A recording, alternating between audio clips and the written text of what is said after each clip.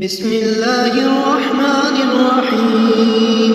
الحمد لله فاطر السماوات والأرض جاعل الملائكة رسلا أولي أجنحة مثنى وثلاث ورباع يزيد في الخلق ما يشاء إن الله على كل شيء قدير.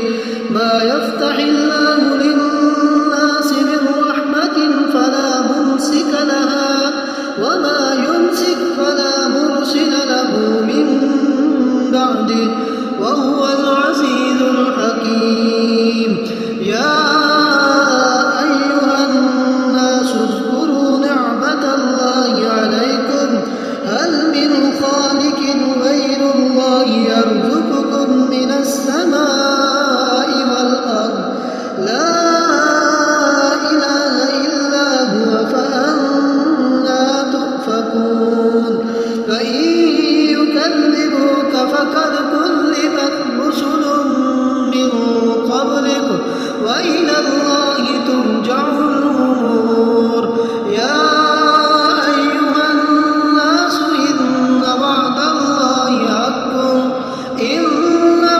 الله حق فلا تغرنكم الحياة الدنيا ولا يغرنكم بالله الغرور. إن الشيطان لكم عدو فاتخذوه عدوا إنما يدعو حزبه ليكونوا من أصحاب السعير. الذين كفروا لهم عذاب شديد والذين آمنوا وعملوا الصالحات لهم مغفرة وأجر كبير.